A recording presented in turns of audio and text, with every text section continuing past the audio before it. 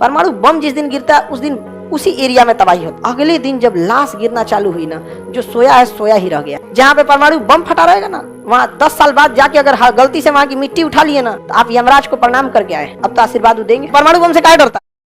तो दोस्तों, आज की वीडियो में हम जानेंगे कि परमाणु बम कितना खतरनाक होता है, कितना घातक सिद्ध हो सकता है अगर भारत और पाकिस्तान में युद्ध होता है और किसी भी तरफ अगर परमाणु बम गिरता है तो उसके क्या विनाशकारी कारण हो सकते हैं, क्या ज़िंदगी हो जाएगी, वो आज देखेंगे, सुनेंगे और देखेंगे। खान सर की जवानी आज की वीडियो में बने रहिए दोस्तों, बहुत ही ज़्यादा इन्फॉर्मेशन वाली चीज़ें मिलने वाली हैं। सो आगे देखते हैं, आइए।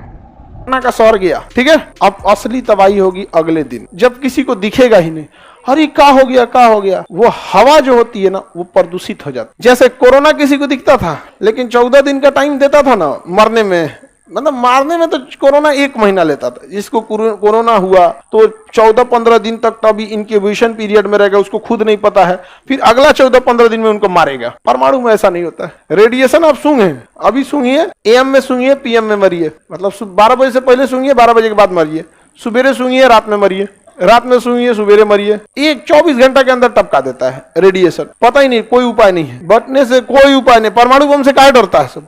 कोई उपाय नहीं है। प्रिवेंशन है लेकिन कोई उपाय नहीं है, और जितना उपाय है वो परमानेंटली उपाय नहीं है। पूरी तरह से एंटी रेडिएशन सूट पहनना पड़ेगा।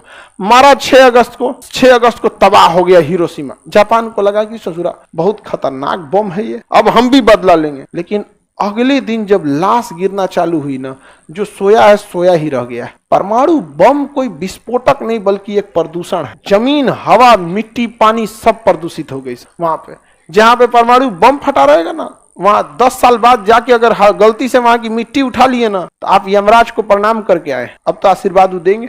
अब आशीर्वाद देंगे। इतना खतरनाक उसका रेडिएशन होता है, दिखता नहीं है उसका रेडिएशन।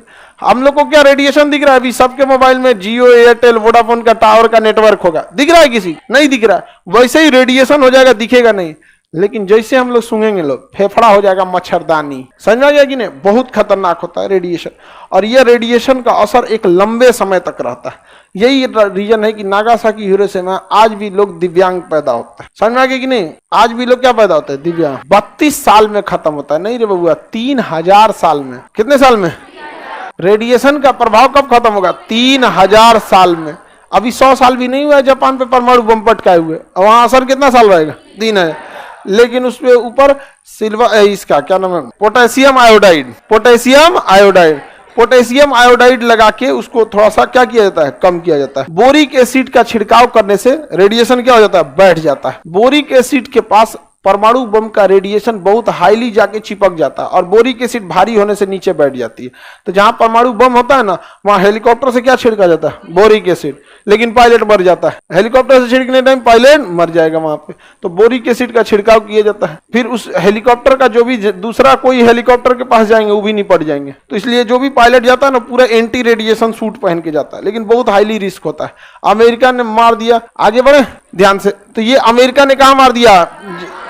नागासाकी और हिरोशिमा। अब 15 अगस्त को फिर मारने वाला था। 15 अगस्त को क्या मारने वाला था? तीसरा मारने वाला था, क्वेटो पे। कहा कि टोक्यो पे मारेंगे या तो क्वेटो पे मारेंगे, सरेंडर कर दो। इतनी ज्यादा जान गई थी ना जापानियों की, इतनी ज्यादा, लाश बिछाने के लिए नए शमशान घाट बनाने पड़े थे, नया। और उसके बाद उसमें लाइन लगती थी। सुबेरे कोई अपने रिश्तेदार का लाश लेके खड़ा होता था ना, तो उसको भी रेडिएशन है, शाम को अपने मर जाता था। मतलब कोरोना का सेकेंड वेव आप देखे थे ना, हाँ, उस समय किसी को अपना बिजनेस, रिश्तेदार, पढ़ाई लिखाई कुछ याद आ रही थी? बहुत उठ पड़ा। सेकेंड वेव में हम अपने स्टूडेंट सबको अपने गाड़ी से भेजे थे, उनकी बॉडी, जिनको पढ़ाए थे लोग, उसमें एक घर से 2 लड़कों का रिजल्ट हुआ था। बड़ी खुश था सब, सर हम लोग का रिजल्ट हो गया। बाद में उनकी डेथ हो गई। हम अपने गाड़ी से भेजे थे, उस समय गाड़ी भी नहीं मिल रही थी यहाँ पे, और ना मिल भी रही थी तो कुछ लोग एक्सेप्ट करना, उसके रिश्तेदार सब नहीं उठा रहे थे। अजीब टाइप का हो गया था यहाँ। मतलब PPT किट दिए लोग कि जाओ भैया ले जाओ, कम से नहीं उठाया तो आदमी जिसको पढ़ाया है उसको आदमी कैसे छोड़ दे? फिर उसको गाड़ी में भेजा, उसके घर